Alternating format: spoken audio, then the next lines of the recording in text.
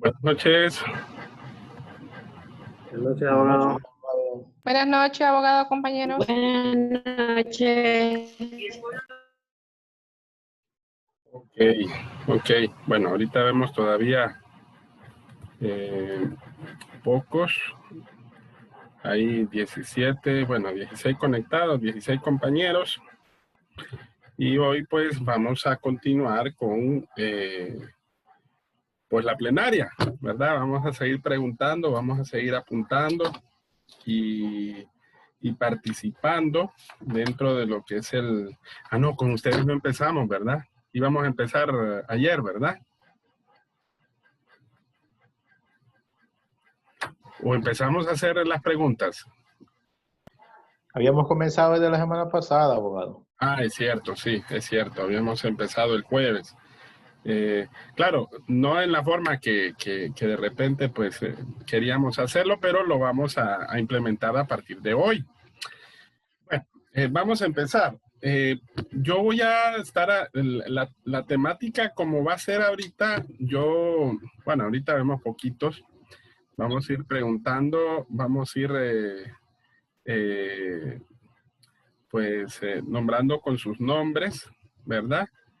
Y vamos a ir poco a poco pues evacuando algunas de las preguntas que de repente pueden salir en el mismo examen, al mismo tiempo en forma de un pequeño repaso, y viendo pues si ustedes van pues manejando lo que es el conocimiento, ¿verdad? De la clase, ¿verdad? Que es lo más importante, ¿verdad? Poderlo manejar, ¿verdad? En estos momentos. Estimado, sí, dígame, creo que todavía aparece con el nombre de... Sí, abogado, si me puede hacer el favor ahí, que se quedó con el nombre de mi hija. Ah, ok. Dígame su primer nombre y primer apellido. Oscar Ramos. Oscar Ramos, ¿verdad? Oscar.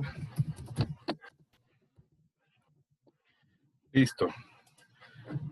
Bueno, hoy sí. Vamos a empezar.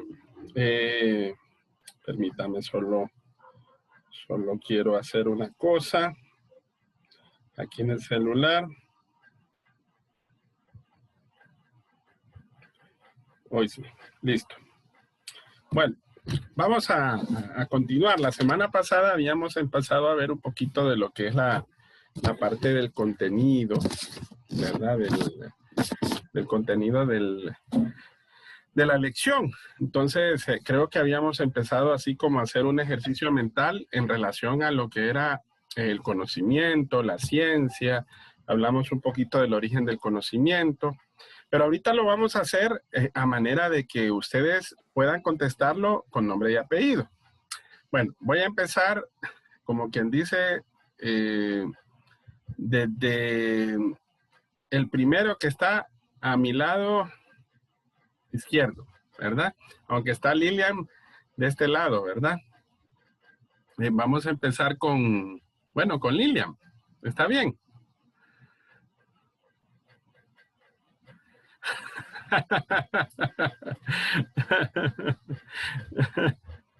Es sobre el mismo tema que hemos estado tratando, del conocimiento. Estoy ordenando todas mis cosas ahorita porque vengo llegando a mi casa. Ah, viene llegando, me imagino, del trabajo. Del trabajo, sí. Entonces estoy pidiendo todos mis apuntes para ponerme en contexto con la clase. Vaya, pues vamos a empezar con Oscar Ramos. ¿Está listo? Dígame. Vaya, pues, bueno. Bueno, quiero que me hable Oscar. La semana pasada, en la lección hablamos de dos niveles del conocimiento. El nivel primario y vulgar y el nivel racional y crítico. O es el conocimiento que nosotros hablamos que se basa en la experiencia y el otro conocimiento que se basa propiamente en la demostración. Entonces, yo quiero que usted, con sus propias palabras, no importa que de repente mire el material, pero que al mismo tiempo usted me puede expresar qué diferencias usted ha determinado entre lo que es el conocimiento primario vulgar y el conocimiento racional o crítico.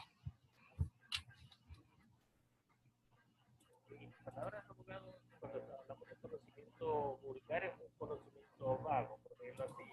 Cuando ya estamos en crítica es cuando algo ya lo empezamos a utilizar de una manera más específica, por decirlo así, entender del por qué. Si hacemos esto, tenemos una reacción. Entonces, esa reacción, ¿a qué se debió?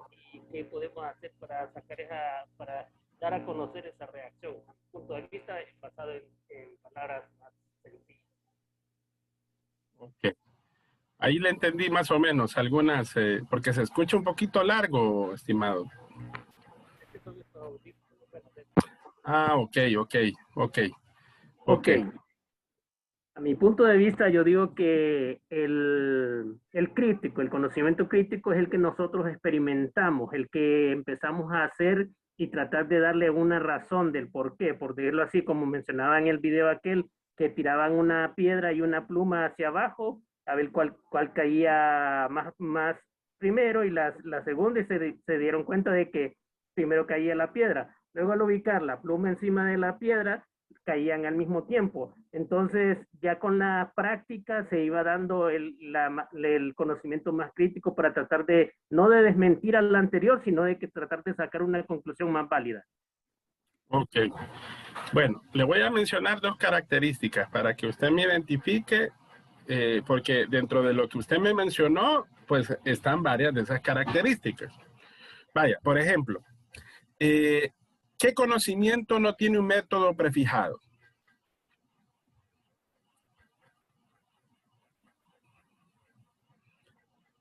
Vaya, que se basa más en el azar, por ejemplo, y no tiene un orden en el proceso. ¿Será el empírico? Espérese. Perdón. Así es, Oscar, sí. Es el conocimiento ordinario que nosotros conocemos como conocimiento primario vulgar. Ahora, este conocimiento que sí tiene un procedimiento y que está especialmente diseñado y que tiene un método, que ya sabemos cuál es el método, ¿verdad? El método científico, ¿verdad? Ese es el conocimiento racional o crítico, ¿verdad? Ok, vamos. A ver, Franklin Pastrana. Dígame. Franklin. Oscar, ¿verdad? Oscar, permítame que lo voy a apuntar. Oscar Ramos. Franklin. Ahora, le voy a mencionar otras características, a ver si usted me lo identifica. ¿Qué conocimiento es verificable? ¿El racional o crítico o el primario vulgar? El racional o crítico. Así es. ¿Por qué? ¿Cuál se basa en la experiencia y cuál se basa en la demostración? El conocimiento científico, o sea, el racional o crítico, es el que se basa en experiencia y puede demostrarse. ¿Seguro?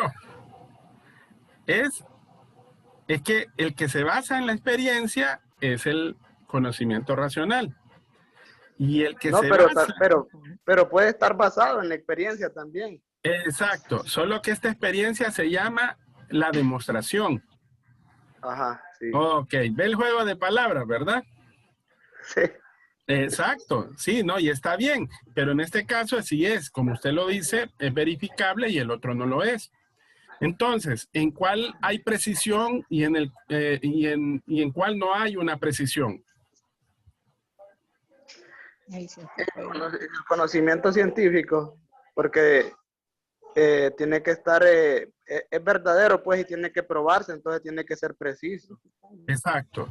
Cuando hablamos de precisión, nos referimos a que debe de existir, ¿verdad? Debe de existir una medida lo más aceptable posible para poder determinar esa precisión.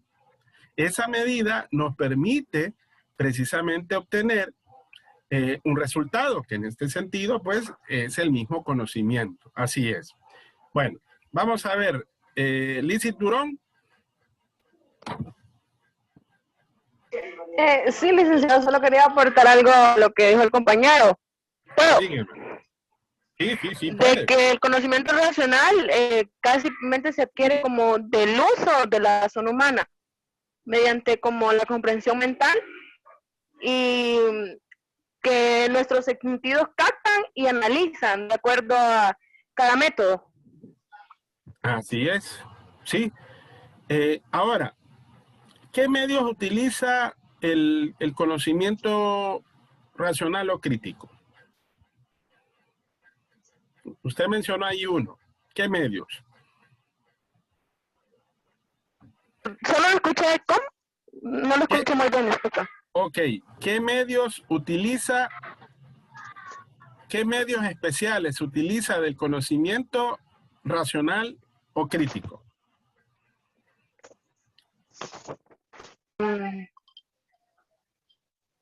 No esto, la razón, tener la razón.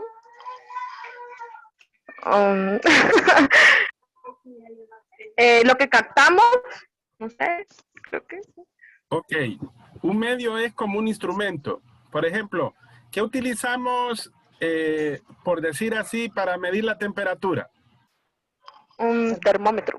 Ok, y ese medio especial, ¿qué viene a constituir? Un equipo, ¿verdad? Exacto. ¿Y qué da? Por ejemplo, un rango de temperatura que puede ser en centígrados o en otra medida. En grado. Así es. Esos son los llamados medidas o cálculos, ¿verdad? Que eso nos permite determinar eso. Entonces, ¿qué medios especiales tiene el conocimiento racional o crítico? Los laboratorios, el equipo, los métodos de cálculo. Ahora, el conocimiento primario vulgar, no. Ahí son objetos de trabajo, por ejemplo. Vaya, un oficio, por ejemplo. Es algo que aprendemos de diferente manera, porque se basa efectivamente en ese tipo de instrumentos. Ahora, ¿cuál es subjetivo y cuál es objetivo?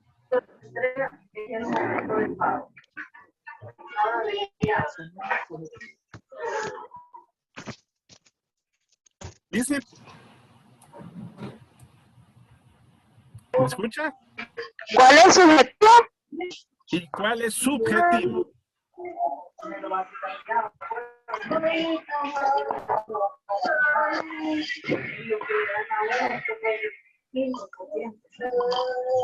El subjetivo.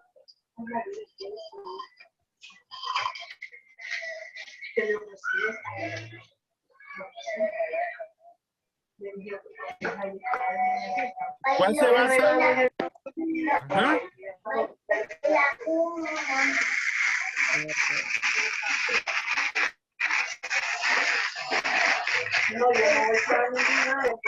¿No, Lizeth?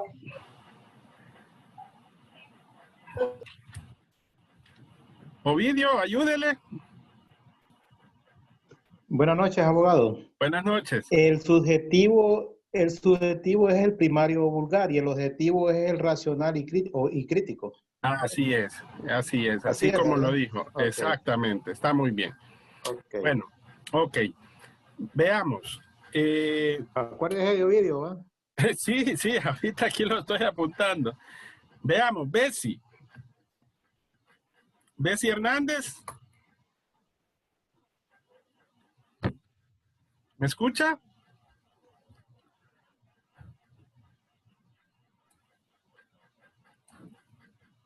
¿Bessie?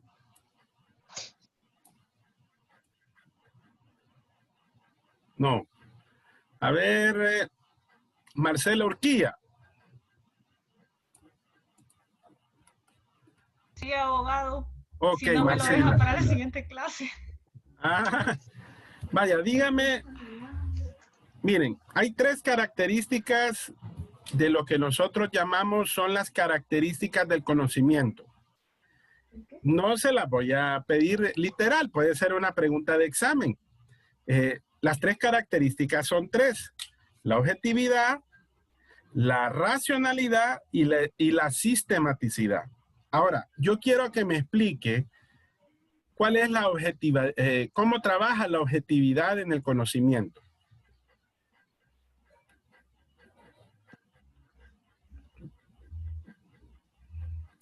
Es cuando se pueden comprobar, por ejemplo, los experimentos, algo así. ¿Cuándo es algo objetivo? Cuando es real, verdadero. Ajá, exacto. O sea, más o menos por ahí va. Es cuando usted de repente quiere obtener un conocimiento que concuerde con la realidad del objeto. ¿Ok? Algo así. Sí, así es. ¿Qué tiene que hacer? ¿Cómo usted puede concordarlo con la realidad del objeto? O sea, explicándolo, describiéndolo, tal como es y no como usted cree serlo. ¿Ok? Esa es la objetividad. Porque ¿qué pasa? Ajá, dígame, Celia. Podría ser verificable también. Se puede verificar, son, vaya, como los elementos, así como usted, que se pueden verificar, pues, si resulta o no resulta, vaya, como digamos, hacer una vacuna, investigar una vacuna como la del COVID. Ajá. Verifican a ver si el cuerpo la resiste, e incluso para hacer investigaciones de vacunas, no solamente por el COVID, sino que otras investigaciones que hacen en cuestiones científicas, y se pueden verificar si funciona o no funciona. Si no funciona, se murió la persona cuando le pusieron la vacuna, o si funciona, reacciona bien al medicamento o a la vacuna en sí, dependiendo. Sí. Así tal como lo dice Celia. Sí, o sea, expresar la realidad tal cual es. Sí, que era la primera característica que mencionamos precisamente con Bessie. Exacto, así como dice Celia, el conocimiento tiene que ser verificado. ¿Por qué? Porque recuerden que el conocimiento es conocimiento cuando se transmite, cuando se publica. Entonces tiene que tener la capacidad de replicarse. Y si se replica, entonces tiene que tener al mismo tiempo la capacidad de ser comprobado, de ser demostrado. Como bien lo dijo usted, o sea, si esa capacidad que tiene, por ejemplo, esa vacuna de poder replicarse, ¿ok? Y así da por aceptado, ¿verdad? Ese proceso de verificación, o sea, que la vacuna funciona y que tiene un porcentaje de efectividad. Bien lo dijo usted. Dígame, Ovidio.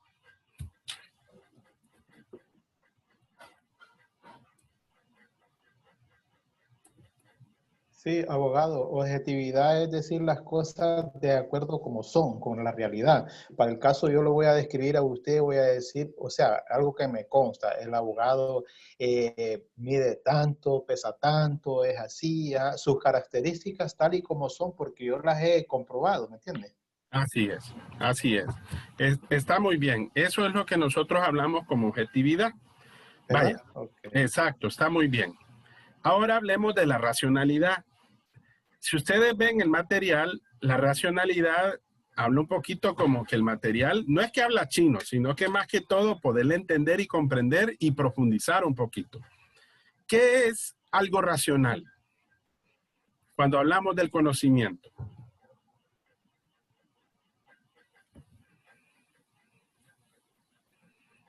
Abogado. Sí. Digamos que es racional algo en el conocimiento. Podrían ser las estadísticas.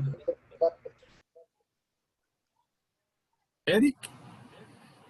Dígame, Eric. Buenas noches, abogados. Podrían ser las estadísticas como uso racional para buscar un objetivo. Las estadísticas.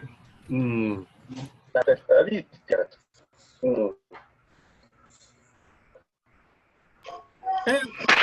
Fíjese que sí. De repente, si lo pensamos bien, sí. Tal como... Por ejemplo, abogado... Si lo pensamos bien, tal como... Por ejemplo, abogado, en el caso de medir la incidencia delictiva.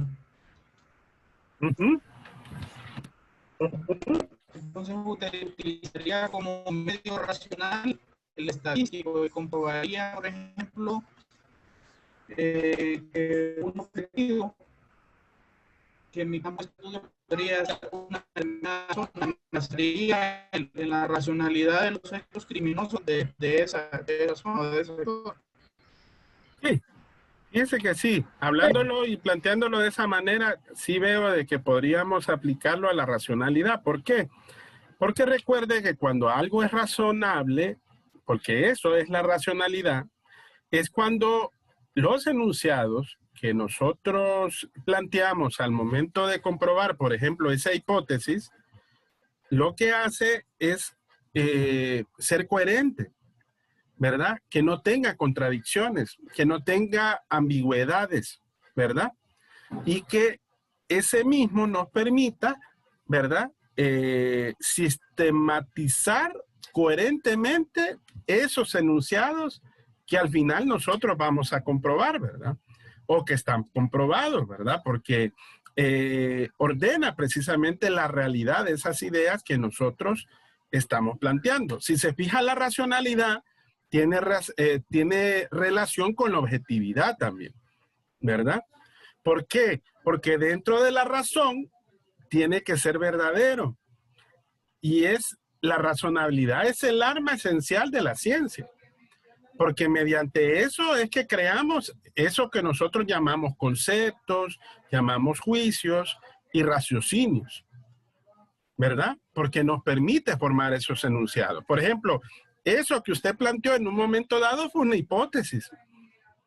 Cuando le damos un proceso de experimentación, entonces llegamos a comprobar si existe o no la presencia de esa hipótesis y si nos va a generar como consecuencia un indicador de que esté presente precisamente ese nuevo conocimiento. Está muy bien. Excelente. Franklin decía, un razonamiento es un enunciado con coherencia y capacidad de escribir un hecho en forma técnica. Sí, también, ¿verdad?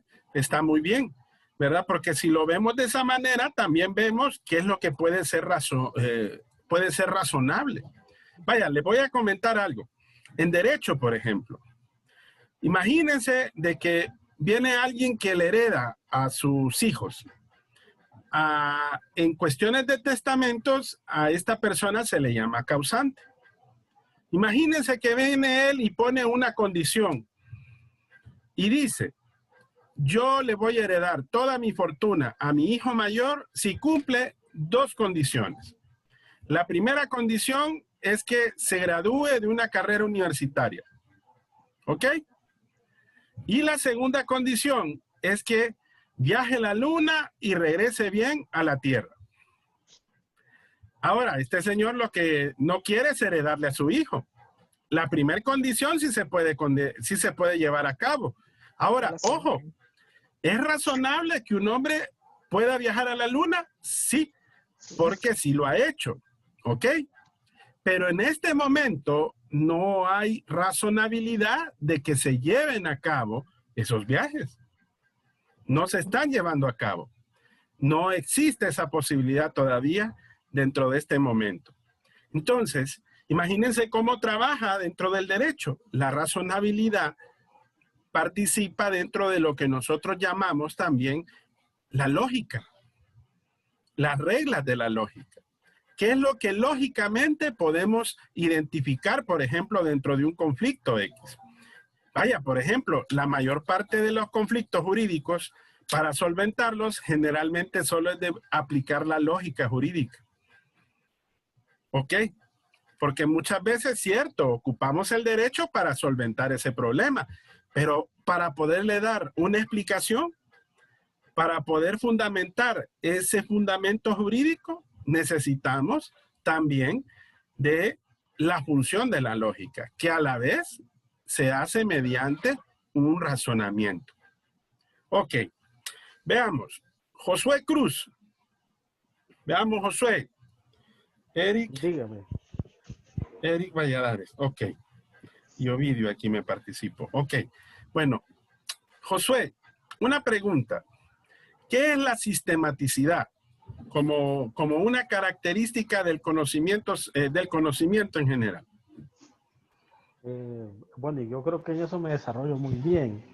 La sistematicidad, yo lo podría conceptualizar en el hecho de que es un patrón de reglas a seguir para comprobar algún objetivo, porque si se hace desordenadamente, el resultado va a ser de repente erróneo. Vaya, es como en una forma técnica en un automóvil. No puedo cambiar una rueda sin primero soltar las tuercas. Entonces hay un sistema. Lo mismo sería en este aspecto. No podemos obviar el sistema si queremos tener un concepto lógico y coherente. Ok. Sí, Abogado. Jafet iba a apartar algo. Dígame, Jafet. Me gustaría, creo que, bueno, yo le hallo coherencia, ¿va? Que la sistematicidad de la ciencia, en este caso, es el método científico. Porque hay que tomar cada uno de los pasos y tacharlos, o sea, que los cumpla para que ¿cómo puedo decir en este aspecto? Para que sea tomado como ciencia o como conocimiento. Sí. Tanto Josué, por ejemplo, dio un ejemplo de cómo se puede construir un sistema de ideas, cómo organizar un conjunto de ideas. El mejor ejemplo, Jafet, como usted dice, es el método científico. ¿Por qué? Porque para nosotros comenzar a generar, por ejemplo, un conocimiento, tenemos que plantear un problema. Exacto. Después que lo planteemos, entonces necesitamos buscarle una posible solución. Entonces ahí le planteamos una hipótesis. Y ahí es cuando empezamos a trabajar y ver en el proceso de ese orden de ideas. ¿Por qué? Porque, ojo, para poder comprobar esa hipótesis es necesario seguir a la siguiente etapa, que es la etapa donde vamos a comprobar esa hipótesis, si es verdadera o si no lo es. Y al final, lo que nos va a generar es una nueva teoría o una ley del conocimiento. Entonces, todo eso que dijimos, lo dijimos tal como dice Josué. Es un conjunto de ideas que están organizadas de tal manera que, bueno, ahí es cuando hablamos de la característica anterior, organizadas racionalmente.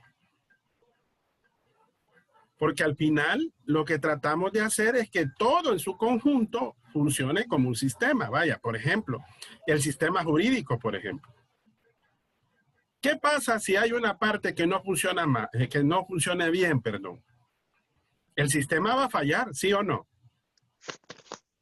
No se lleva a cabo, sí. Sí, por eso es que muchas veces dentro de nuestro derecho discutimos que no vivimos en un estado de derecho. ¿Por qué? Porque cuando falla un elemento fundamental del derecho, vaya, por ejemplo, la norma constitucional, por decir así, entonces ahí es cuando aparecen esos problemas dentro del sistema jurídico. ¿Me entienden? No funciona como sistema. La ciencia es sistemática, el derecho es sistemático, tanto para sus búsquedas como también para sus resultados, porque así es como solventa, por ejemplo, los problemas jurídicos. Si no, entonces, ¿cómo vamos a resolver un problema si no, en primer lugar, por ejemplo, no ordenamos ese conjunto de ideas? Es necesario que todo funcione como un sistema. Estamos bien. Ok. Bueno, pero creo que entendieron precisamente la idea de cómo funciona precisamente la sistematicidad. Bueno, veamos a alguien más. Alejandra Moncada. ¿Está Alejandra? ¿Se me perdió Alejandra? Yo creo que salió. Ah, no, ahí está. Hola. Wendy Alvarenga. Wendy. Hola. Hola, abogado. Hola. Wendy, quiero que me platique un poquito de cómo surge la ciencia.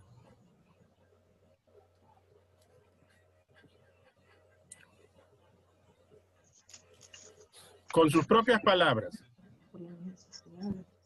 Bueno, yo me imagino que la ciencia surge de que antes por lo menos se hacían las cosas así como al azar. Y después se iba estudiando ciertas cosas y tenemos claro de que la ciencia decimos que es sistemática, es organizada y puede dar buenos resultados. Pero ¿cómo cree que surgió? ¿Cómo se habrá originado? ¿Quiénes fueron los primeros que estudiaron la ciencia? Nuestros filósofos. Sí, yo estaba leyendo y viendo el video, un video donde decía de que, pero incluso por aquí lo había notado, de que se produjo un paso principal para la ciencia cuando surgieron los filósofos griegos. Así es, sí. Los explicaba la naturaleza a través de mitos y leyendas. Ellos, ajá, sí, continúe. Sí, y después pues se iba adquiriendo el conocimiento y así pues se estudiaba lo que era también la ciencia. Abogado. Dígame, Jafet. Para mí la ciencia surge de la duda del hombre, de la duda de saber y de las ganas de investigar, o sea, como dijo la compañera, de eso surge, o sea, del porqué, del eso. Ok, sí, no, y es muy cierto, porque normalmente ustedes se fijan que cómo surge, por ejemplo, el querer saber, el querer, por ejemplo, determinar el conocimiento sobre algo. Los filósofos, bien dijo Wendy, fueron los primeros que empezaron a estudiar lo que hoy hablamos como ciencia. Estos tenían un nombre, no sé si ustedes se acuerdan del video, que es el video del pensamiento del origen de la ciencia, el pensamiento científico. Son los llamados presocráticos. ¿Quiénes eran los presocráticos? Eran aquellos filósofos antes de Sócrates, que fueron los primeros que empezaron a hacerse esas preguntas, como dice Jafet y como dice Wendy. Empezaron con la observación, analizar los fenómenos de la naturaleza. Y ellos empezaron a dar cuenta de que habían cosas que tenían una explicación. Ellos diferenciaron dos cosas. Son dos términos que se conocen como la doxa y la epísteme. La doxa era lo que para ellos se consideraba como el sentido común. Vaya, por ejemplo, a veces cuando sabemos que empezamos a escudriñar que ciertos fenómenos que se lleven a cabo, vaya, por ejemplo, porque llueve, porque esos temporales tan cálidos como se está dando ahora, porque el frío, ¿me entiende? Podríamos ahí aplicar también lo que se escucha la lluvia de peces en Lloro. Eso Para darle una explicación científica, sí, se podría, aunque también hay una explicación dentro de la fe, ¿verdad? Creo que más de alguno ha de haber escuchado la leyenda del Padre Subirana, ¿verdad? Les dejo esa tarea porque es bien bonita la leyenda de la lluvia de los peces, que surge precisamente con esa idea. Pero hay muchos que que a nivel del mundo han tratado de darle una explicación también científica a esto de la lluvia de los peces, porque no solamente ha pasado en nuestro país, ha pasado también en ciertos lugares del mundo. Entonces, eso en un sentido le decían la doxa. Y la epísteme ya es propiamente lo que hoy conocemos como ciencia. Ahora, ¿cuál es el aporte fundamental de los griegos? Esta es una pregunta de examen. Creo que yo se los dije la semana pasada, a ver si se recuerdan ustedes. Está en ese video, está en la parte final. ¿Cuál es el aporte fundamental de los griegos? A ver si alguien me puede responder.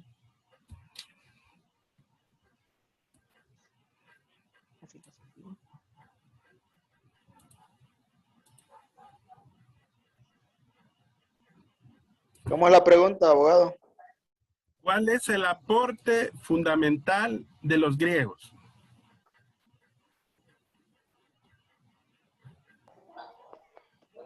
Son los primeros que pasaron de creer en los mitos y empezaron a razonar. Entonces, de ahí nace la ciencia de los presocráticos. Sí. Pero ahí falta algo más. ¿Qué creen ustedes? ¿Cuál será el aporte fundamental de los griegos? Tal vez alguien lo vio o lo escuchó. La razón. Ajá, ¿y cómo se llega a la razón? La explicación de los fenómenos, abogado. Exacto. Los fenómenos naturales, abogado. Exacto, sí. O sea, en otras palabras, el aporte fundamental de los griegos, ustedes lo dijeron como quien dice en 3 partes, y los 3 pudieron abonar a esta respuesta, es que todo fenómeno tiene una explicación de causa y efecto.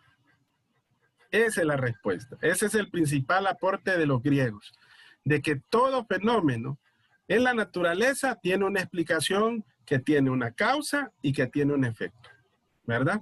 Entonces, eso para que se recuerden en el examen, ¿verdad? Bueno, voy a hacer una última pregunta. Hoy nos vamos a ir más temprano. Yo sé que se van a molestar un poquito que cortemos la clase ahorita, ¿verdad?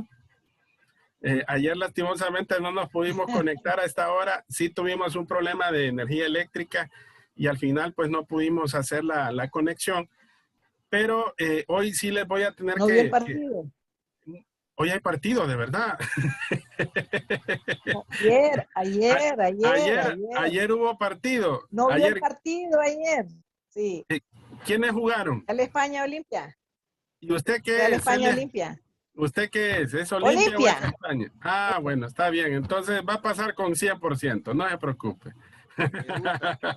Ya me aplazó. No es Olimpia. No me vaya a aplazar, no me vaya a aplazar por eso. No, son bromas, son bromas. Sí, bueno, una última pregunta. Dígame, estimado. Franklin. Sí, ¿quién me habló? ¿Fernando? No, respecto a lo del trabajo, o sea, ¿o va a hacer la pregunta? Ah, no, dígame.